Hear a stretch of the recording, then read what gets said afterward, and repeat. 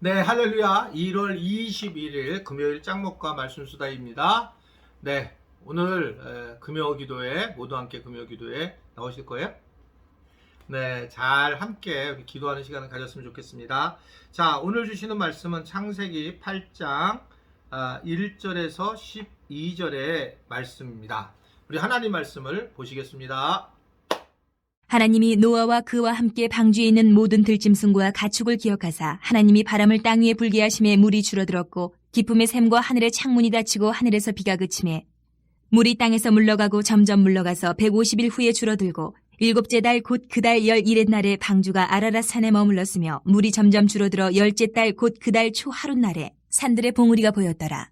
40일을 지나서 노아가 그 방주에 낸 창문을 열고 까마귀를 내놓음에 까마귀가 물이 땅에서 마르기까지 날아 왕래하였더라. 그가 또 비둘기를 내놓아 지면에서 물이 줄어들었는지를 알고자 하매 온 지면에 물이 있으므로 비둘기가 발붙일 곳을 찾지 못하고 방주로 돌아와 그에게로 오는지라. 그가 손을 내밀어 방주 안 자기에게로 받아들이고 또 7일을 기다려 다시 비둘기를 방주에서 내놓음에 저녁때에 비둘기가 그에게로 돌아왔는데 그 입에 감람나무 새 잎사귀가 있는지라. 이에 노아가 땅에 물이 줄어든 줄을 알았으며 또 7일을 기다려 비둘기를 내놓음에 다시는 그에게로 돌아오지 아니하였더라. 네, 이게 150일간 이제 물이 이렇게 찬 상태로 쭉 있었어요.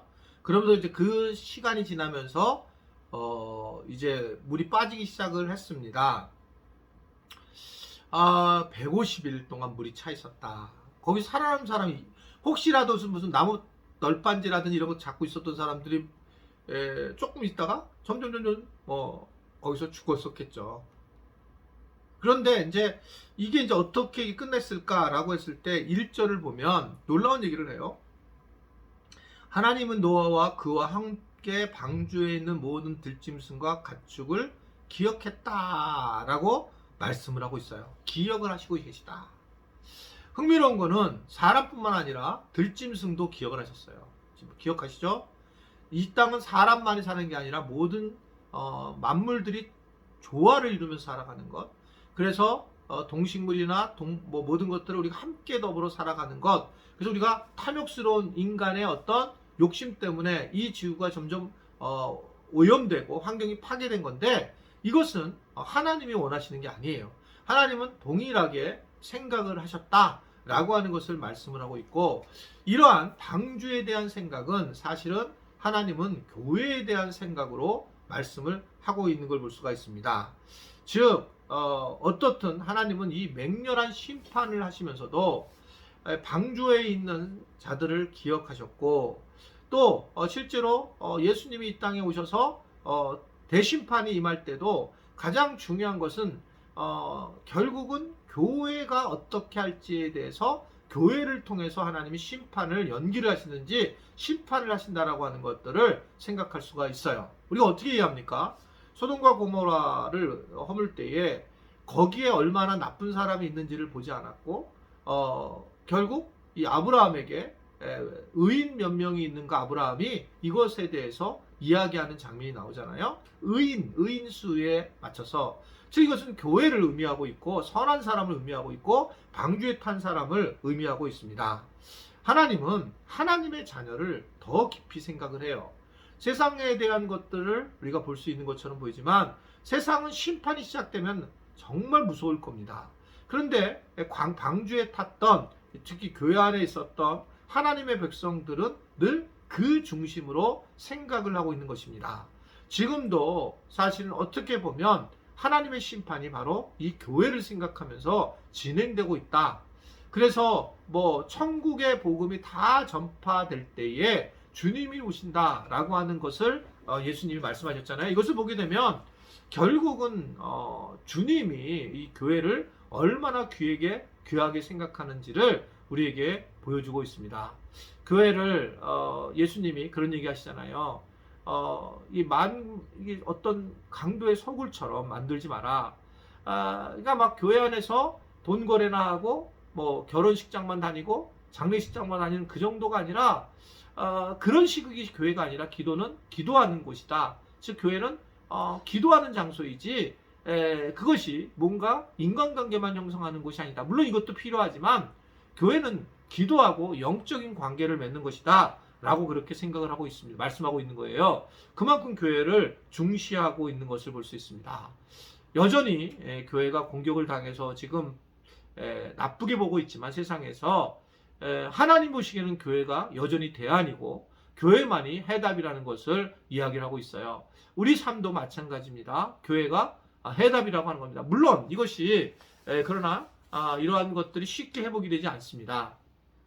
오늘 말씀도 보면 이 홍수로 창일했던 물이 줄어들고 산봉우리들이 이제 보이기 시작하게 되었는데, 그래서 이제 방주에서 비둘기를 날려 보내잖아요. 그랬을 때 비둘기가 7일 간격으로 보냈더니 세 번째로 보낸 비둘기가 돌아오지 않았다는 거죠. 이 얘기는 결국 땅이 이제 보이기 시작을 해서 비둘기가 거기 앉았다라고 하는 의미가 되었다는 거죠. 상당한 시간을 보냈다는 것입니다.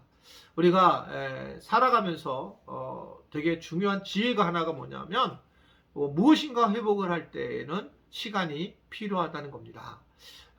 지금 우리가 영적인 상처를 받아서 힘들 때가 있죠. 저도 그럴 때가 있고, 그럴 때 이제 시간이 상당히 필요하고, 물론 깊이 박힌 상처 같은 경우 영혼의 상처는 참 어렵긴 하지만 그래도 결국은 시간이 필요하다는 것을 알았으면 좋겠다. 하나님은 근본적으로 인내하는 것을 원하신다.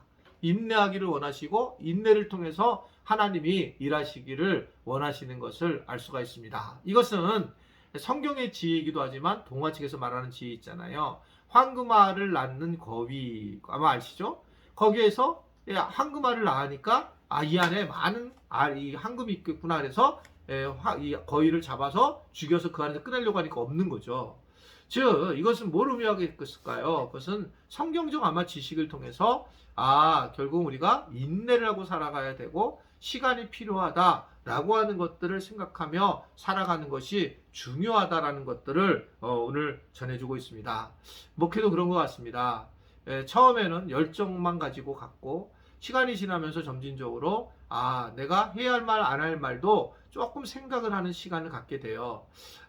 제가 부족한 게 참 많았던 것 같아요. 어렸을 때, 즉 30대 후반에 와서 목회를 시작을 했는데, 참 지금 생각하면 뭐 이렇게 제가 목회를 할 때 좀 뭔가 더 깊은 덕이 있는 모습이 보였어야 되는데 그렇지 못할 때가 많이 있습니다. 지금은 이제서야 조금씩 알게 되면서 이렇게 하나님의 일을 해야 되는데 라고 하는 것들을 깨달은 경우가 많이 있습니다. 시간이 필요하다구나 라는 생각을 하게 됩니다.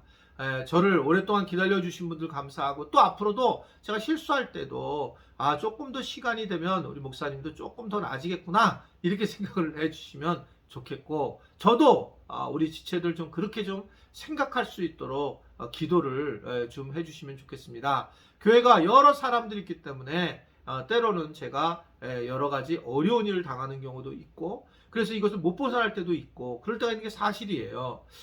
그럴 때마다 정말 하나님 앞에 저도 시간이 필요하고 회복이 될 거라는 것을 기도하고 또 확신을 가졌으면 좋겠다라고 하는 겁니다. 대체적으로 저는 우리 교회가 너무 행복하고 또 대체적으로 다 지금 우리 교인들이 너무 잘해주시고 행복한 마음을 가지고 있습니다. 그러나 항상 우리가 알잖아요. 불결한 그러한 암수 2마리가 탔던 것처럼 그런 것들이 교회 안에 있는 건 사실입니다.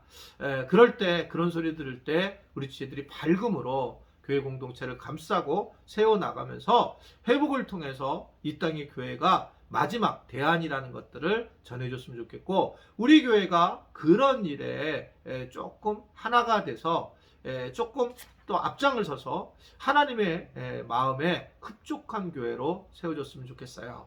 오늘 하루도 복된 하루가 되길 바라고 오늘 주님의 은혜 안에 거할 수 있는 그런 시간이 되기를 간절히 바랍니다. 기도하겠습니다. 하나님 아버지, 교회의 중요성을 깨닫게 하시고 또 하나님이 그 방주 안에 있는 사람들을 생각했던 것처럼 교회를 생각하시는 것을 깨닫게 하시니 감사합니다. 세상에 대한 것들을 하나님은 관심 있기보다 교회를 중심으로 생각을 하며 세상을 심판하시기로 또 세상을 구원하시기로 한 것들을 깨닫게 하셔서 감사합니다. 오늘도 우리가 그러한 하나님의 지혜를 가지고 기쁨으로 하루를 살아갈 수 있도록 도와 주옵소서. 예수님의 이름으로 기도드리옵나이다. 아멘.